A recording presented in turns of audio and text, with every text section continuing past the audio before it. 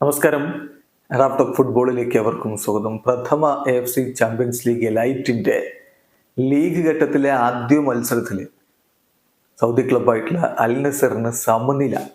Iraqi ക്ലബ്ബായിട്ടുള്ള അൽ ഷോർത്തയാണ് അവരെ 1-1 സമനിലയിൽ തളച്ചിരിക്കുന്നത്. തീർച്ചയായിട്ടും അൽ നസറിനെ സംബന്ധിച്ചിടത്തോളം ഇപ്പോൾ നല്ല ഒരു ഘട്ടത്തിലൂടെയല്ല കടന്നു പോകുന്നത്. സൗദി പ്രോ ലീഗിൽ അവർ സ്ട്രഗിൾ ചെയ്യുന്നത് നമ്മൾ കാണുന്നു.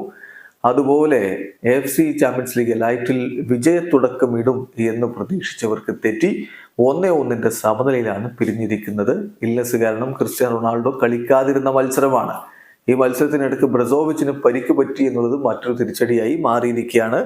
മത്സരത്തിൽ അൽ നസറിന്റെ മുന്നേറ്റങ്ങൾ നയിച്ചുകൊണ്ട് ആദ്യ ലെവലിൽ Anderson Talisca, Sadio Mane, Otavio, Abdurahman Garib തുടങ്ങിയവരൊക്കെ ഇറങ്ങിയിട്ടുണ്ടായിരുന്നു. മത്സരത്തിന്റെ 14ാമത്തെ മിനിറ്റിൽ സുൽത്താൻ അൽ ഖന്നത്തിലൂടെ അൽ നസർ ലീഡും എടുത്തതാണ്. പക്ഷേ 24ാമത്തെ മിനിറ്റിൽ മുഹമ്മദ് ദാവൂദിലൂടെ അൽ ഷോർത്ത ആ ഗോള് മടക്കിയടിച്ചു. ആദ്യ പകുതി അവസാനിക്കുമ്പോൾ തന്നെ സ്കോർ ലൈൻ 1-1 എന്ന രൂപത്തിലേക്ക് മാറിയിരുന്നു. രണ്ടാം പകുതിയിൽ അൽ നസർ ചില മാറ്റങ്ങളൊക്കെ വരുത്തി. അവരുടെ പുതിയ സൈനിങ് ആയിട്ടുള്ള ഏഞ്ചലോ കളിക്കളത്തിലേക്ക് വന്നു. പിന്നെ മത്സരം പുരോഗമിക്കവേ 69ാമത്തെ മിനിറ്റിൽ മാനേക്ക് പകരം വെസ്ലി വന്നു.